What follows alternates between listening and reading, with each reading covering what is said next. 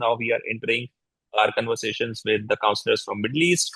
May I have the honor of introducing my three panelists. I have with me Ms. Sudha Srivalsan, who is the Head of Career Counseling at GEMS, our own English high school in Dubai.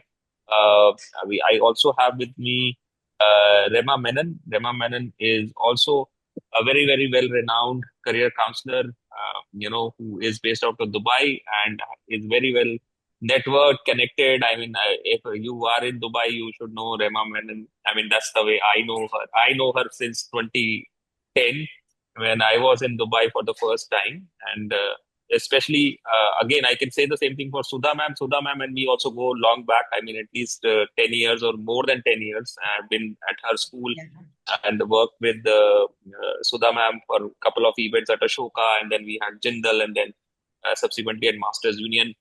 Both Rema ma'am and Sudha ma'am have visited us also at Intersect by Masters Union. They have been at our campus, and we have been honored by their presence and their insights at forums that we have hosted in the past. I also have with me Bhavyata. Bhavyata is again a dear friend in Qatar and Doha. She is also running her own company, but does a fantastic work of keeping students at the center of whatever she does. I also know Bhavyata for many, many years. I think I have worked with Bhavyata, visited her office, and big fan of the work that she is doing in Qatar and Doha. I think when I started going to Qatar, she was the only independent counselor that I used to meet. And again, I think more, if not a decade, close to a decade partnership we would have together with Bhavyata. So I'm so happy that I have three really senior colleagues from all these three represent students. So we said we titled the panel as West Asia, but we have representation from, let's say, physically from Dubai and Doha. But I'm pretty sure what Rema ma'am, Sudha ma'am, and Bhavyata ji will tell us represents a kaleidoscope of the region and the student mobility trends that we are seeing also from the other GCC countries, which are Bahrain, Kuwait, Saudi, and Oman. So let's start. I mean, I shared a few pointers with my panelists in advance to save on the time. They already know what we are expecting. So I'll like to begin by inviting first Rema ma'am. Rema ma'am, if you can, address the questions that I had for you to the audience. Yeah. Hi, it's a pleasure being here and to share my perspectives. As an independent counselor, I meet students from various, all of the different curricula. So whether it is IB, A-level, CBSE, ICSE, the whole gamut of curricula, because we have 16 different curriculas here. In the UAE, it's like a melting pot of all of the different nationalities. So we have a lot of students, but a lot of focus I am seeing from Indian families, because being an Indian, I get more of the Indian community come to me. And because of the war and because of the geopolitical situation, what I have noticed is more people are opting to stay on in Dubai as more and more opportunities are becoming available. So just as Prabhas, was it Shelley who said RIT and Middlesex, we have all of those institutions here as well. So people are looking at safety and cost effectiveness. So they're looking at institutions here. Also, the government has announced a scheme where very highly talented students, if they get very good very good academic profiles, they can actually get a golden visa and stay on in the country and contribute their strengths and skills for the next 10 years. So these are all very good points for people opting to stay here. But having said all of that, those people who want to go abroad, that is still happening. The 4 sending countries are not just the ones that they are looking at. We have students opting for Georgia for medicine. We have students looking at Netherlands and other places for various courses, including energy conservation, AI, robotics. We have students going also. The Indian students who are going to Germany have to spend a year doing a foundation year, brushing up on their German, not brushing up, acquiring German language proficiency. So we have a different set of requirements because the kind of students we have are different. Although the main number of students are from CBSE and ICSE curricula, right? So maybe Sudha has other things to say, but this is my observation. Perfect. Thank you so much, Rema ma'am. Now, definitely, let's go to Sudha ma'am and hear her point of view. Yeah, good afternoon, all. Thank you so much, Ankur, for giving this opportunity. I come from a largest school in this area, in this region, and one of the oldest one. We come under GEMS Education, which is the largest private education provider. And our school is, you can say, it is a multicultural Dubai at its best, because we have students from 20 nationalities, South Asian nationalities, but majority of them are Indians. And then we do have teachers and faculty from 10 different countries. So we have a multicultural scenario in our school, and we are affiliated to the CBSE, as you're all aware of it. And one thing what I want to highlight is ours is completely a girls' school from grade 5 to 12. So we are catering to the needs of the girls, Indian expatriate community, girl students from grade 5 to grade 12. And regarding the mobility, what we are seeing is, as Ms. Rema rightly said, I see, especially when I'm talking about our school, because I work in a independent school, and when I'm talking about it, I see a lot of regional student mobility is happening. Because the students are choosing Middle Eastern universities, especially in Dubai. Basically, it gives them everything.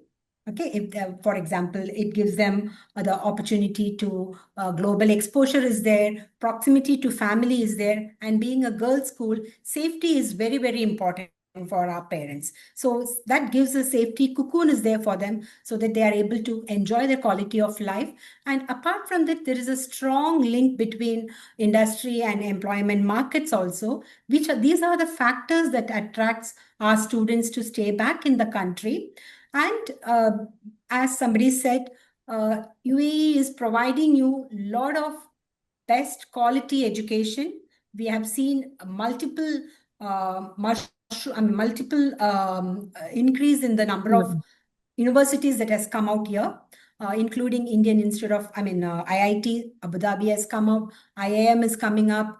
Most of the Indian universities are here, and topmost international universities are also setting up a platform here for the students to learn. So majority of our students, if I look into the last year's alumni data, you can say that about 85% of our students either stay over here or they go back to India. Most of the Indian population, if they want to pursue their professional courses, they go back to India to do that courses. And then that is this trend is not only with the average applicants, even high achieving students. The topmost students in our schools, they prefer to stay back over here. So this is the trend I have seen regularly happening. And even if you can see, look into the percentage of Indian students are much higher in Dubai's higher education student population. About, I think I read a recent article in Times of India saying that 42% of Dubai's international population is represented by the Indian students. So that gives a clear idea why our students prefer to stay over here. And then when it comes to affordability, all these factors play a major role.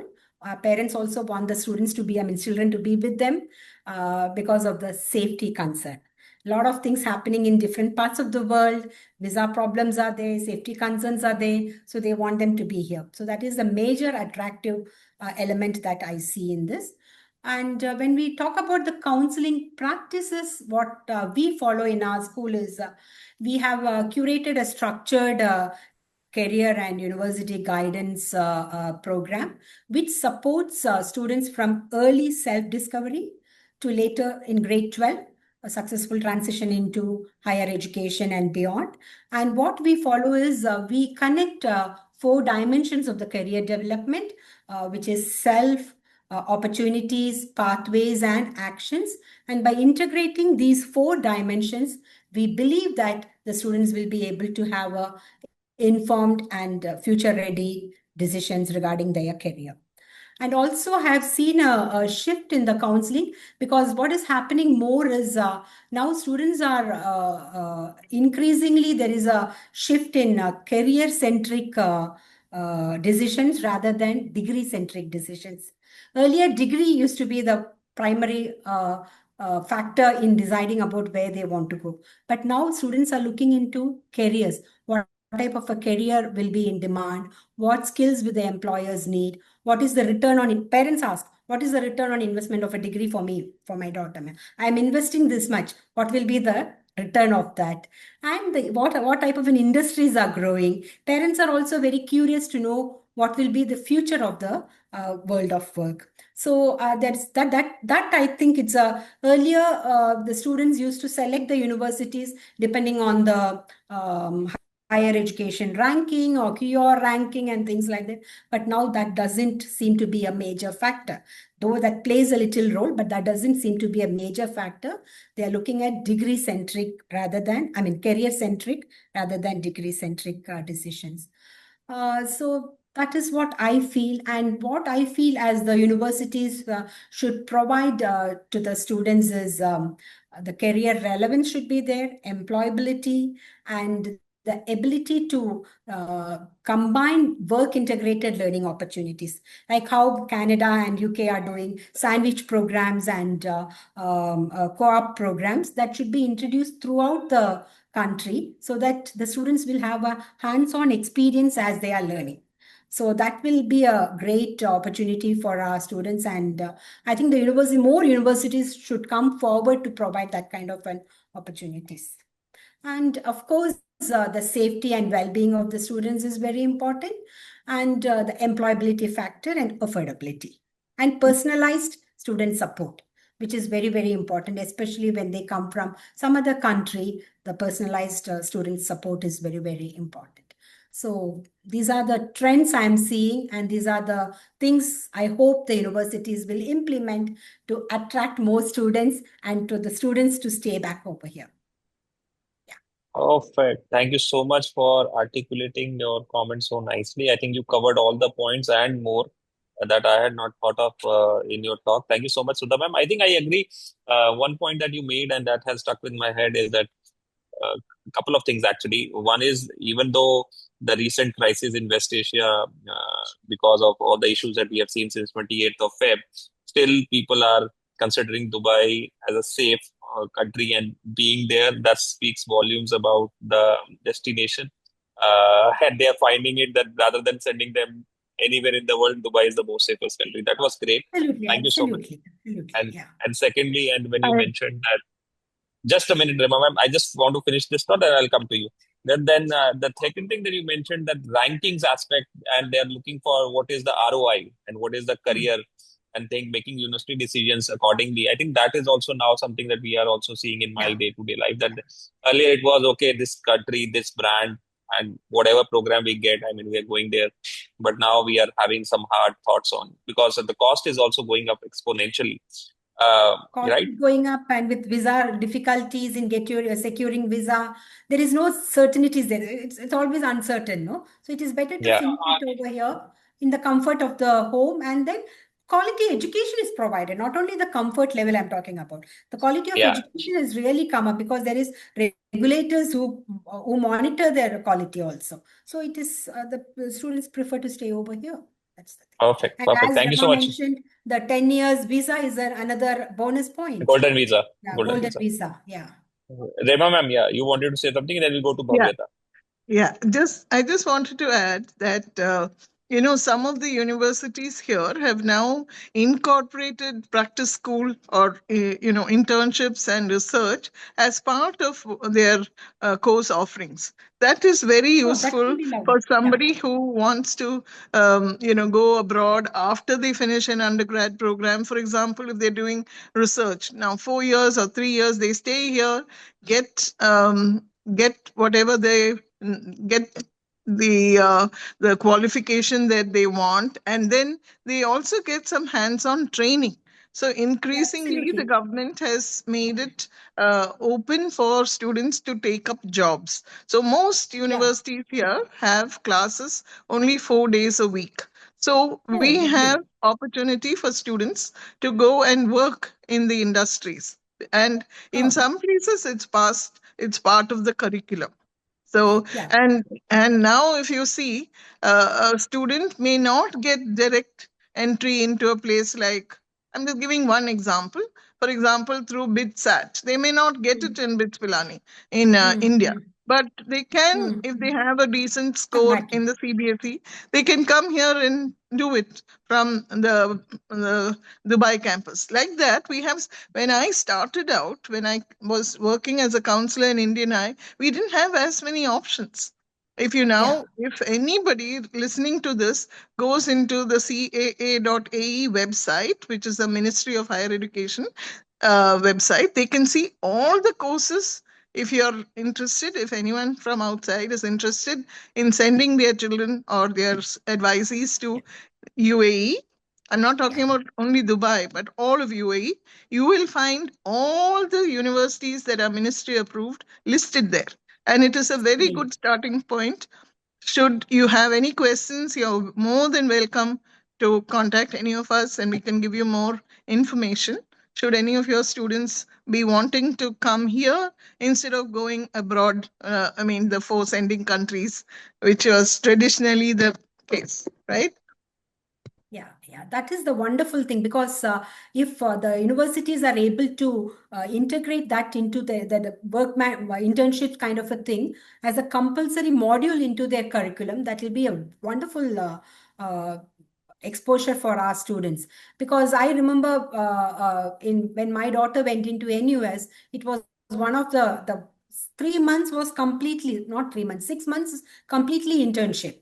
So they have to find out a unit where they could work, and that work experience can turn into a real-time job also at Job, certain yeah. point of time. So that was a beautiful experience what we had, and if all the universities are integrating that, that will be a wonderful thing for our I mean, students. and you know it. I mean, at Masters Union, we have. I mean, we are all about Absolutely, this learn by absolutely. doing. That's So, a That's so different, why happy to it's hear. completely that. Your So we are that's happy why model that is that's you're why in. based on that, yeah? Thank you. Thank you so much, Sudha ma'am. Thank you, thank you. Rema ma'am. Now I quickly go to Bhavita also Yeah, because sure. we are running. Since we have 6 minutes on the clock, Bhavita ji, over to you for your.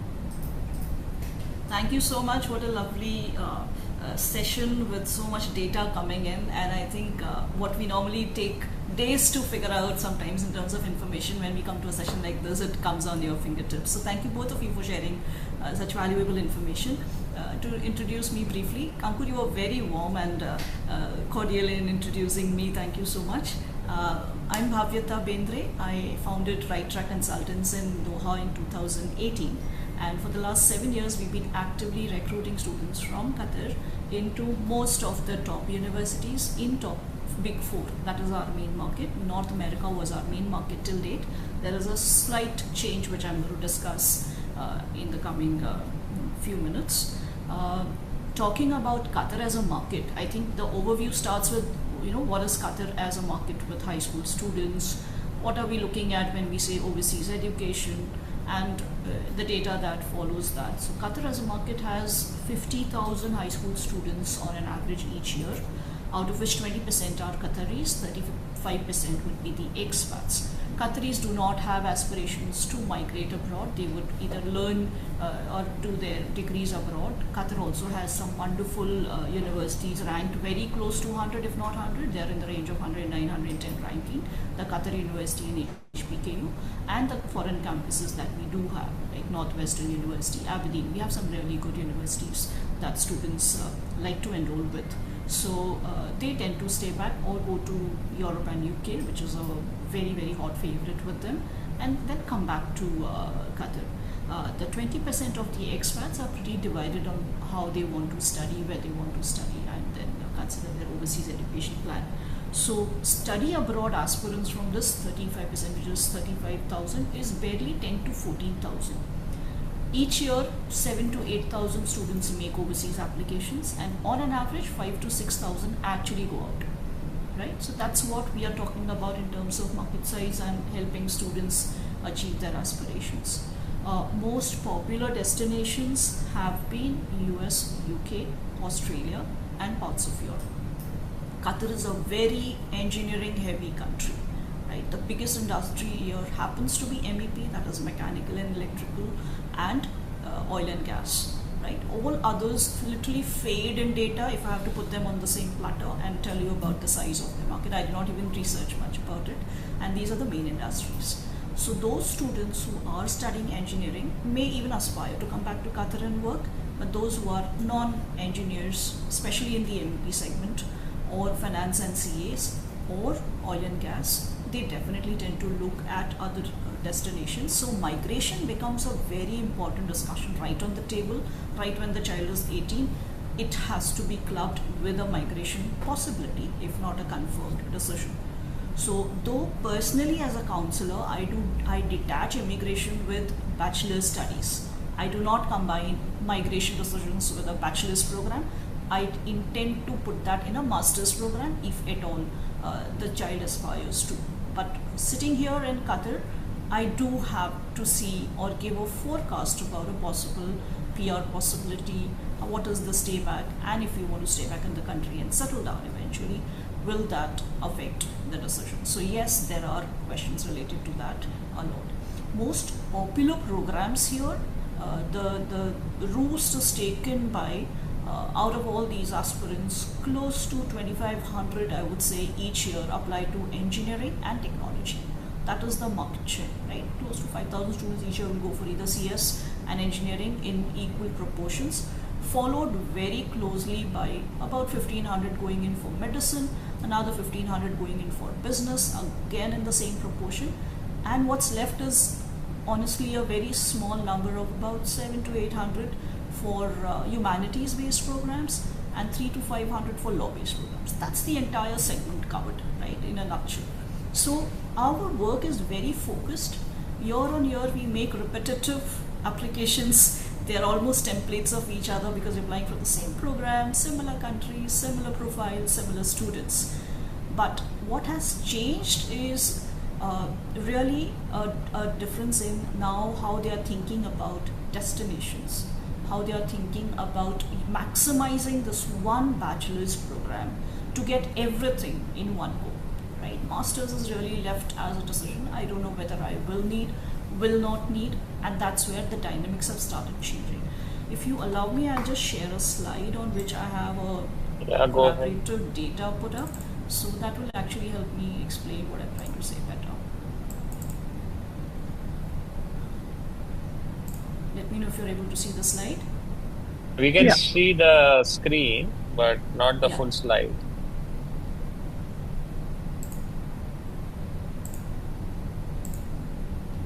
I'll check again. 1 second.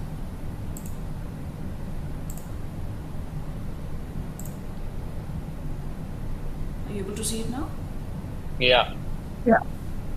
Okay, great.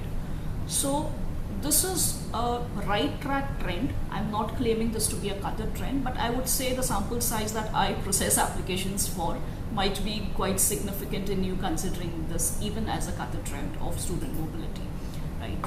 If you see most popular countries, US, UK, Canada, Australia, ruled the roost for all of this time, and you'll see where the tweak has happened, right? And Europe versus UAE. UAE is also a good market for us. In fact, just before the war, for the first time, I had processed the maximum number of UAE applications that I ever had in the last 7 years.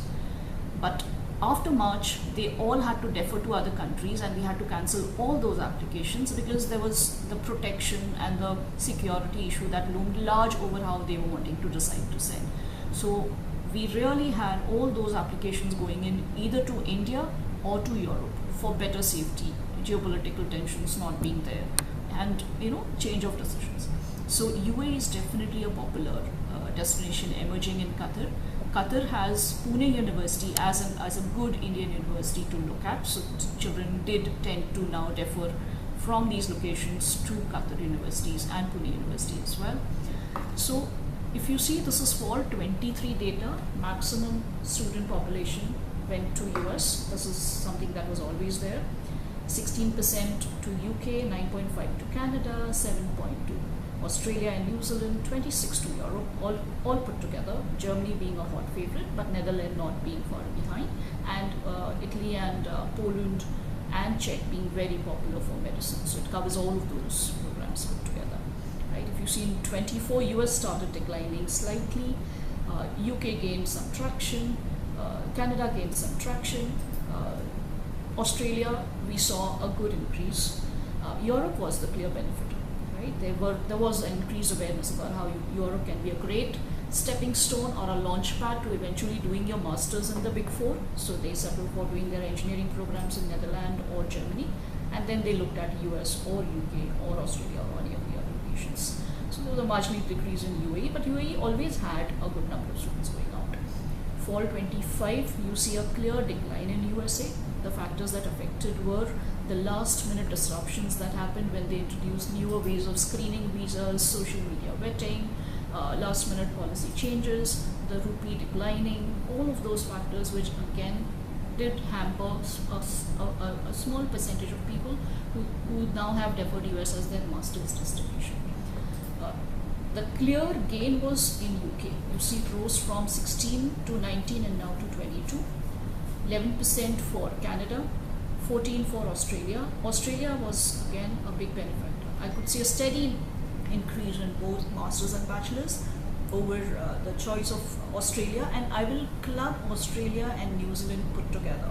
I really sent so many students to New Zealand last year, and the testimony that has come back is so positive at both the students' end and the parents' end that this is a bright spot in the entire spectrum, if I can say that. Because the moment I say New Zealand, there's no war, there's no problem, there's no general economy.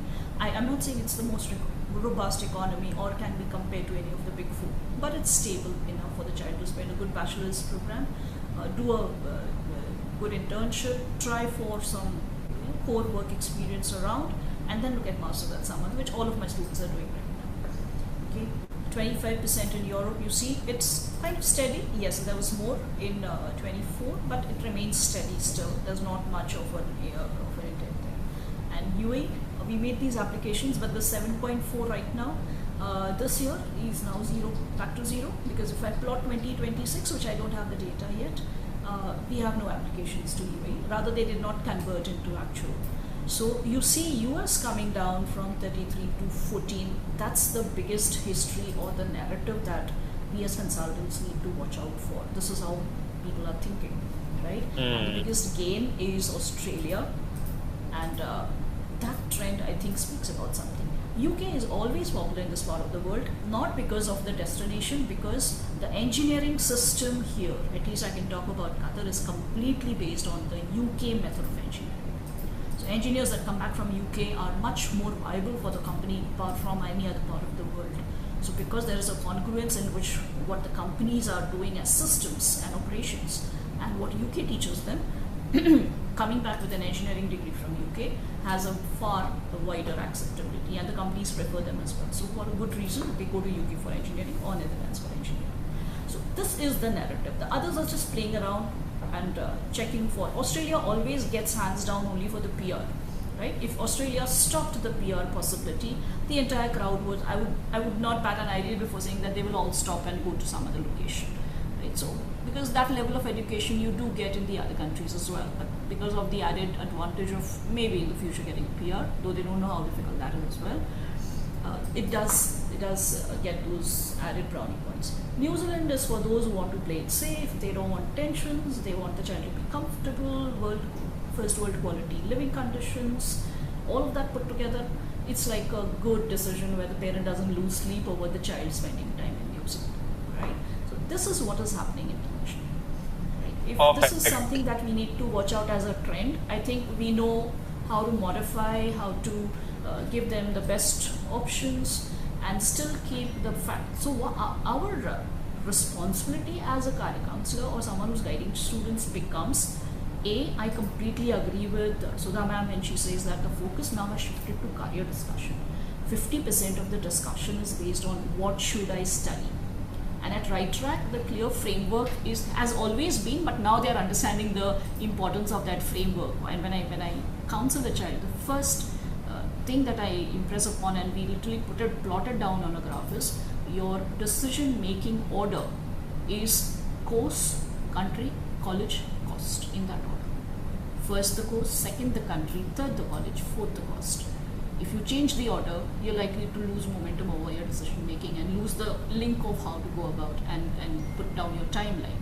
And the focus on career assessments this year, I'm a big proponent, I'm a certified psychometric assessor from 5 different organizations. So I would love the way they are asking about careers now. That's how it should be. And I've reached a point of optimum and ideal position in career counseling where parents do spend a good amount of time deciding what should I study. And I always ask them to integrate it with AI, data analytics, and sustainability. 3 integrations are mandatory, right? Whether they do it in university, pick up a minor, see which way they want to guide them. But if they want to be relevant another 5 years from now, they need to have X plus AI, X plus data analytics, or X plus sustainability. The choice is theirs. So this is how we're kind of looking at the whole spectrum. Should they study abroad?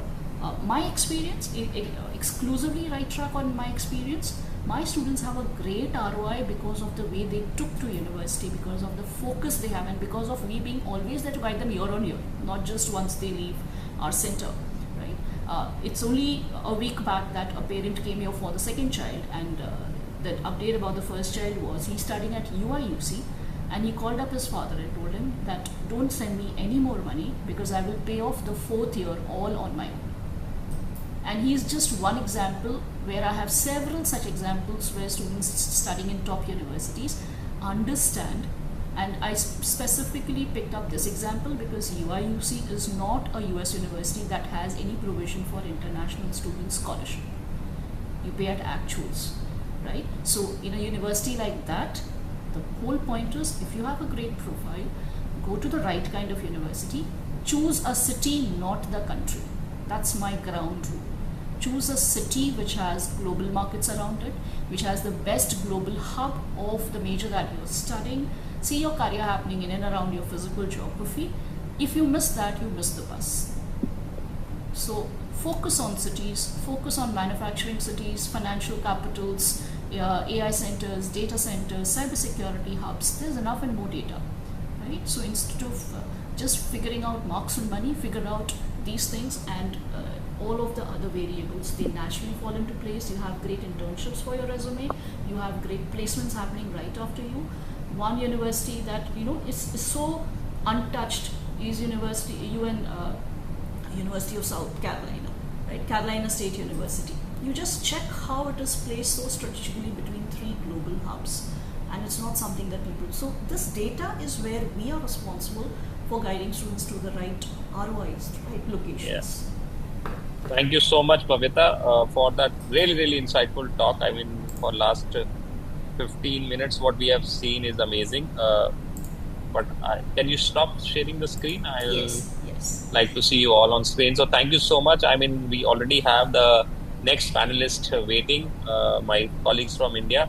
But Sudha ma'am, Rema ma'am, and Bhavyata ji, all 3 of you, thank you so much. Really, really insightful. Really value your insights from Dubai and from Doha. Really, really helpful. And as I said in the initial introduction, this is being recorded and we are going to share it on our YouTube channel and social media handles subsequently. Thank you so much.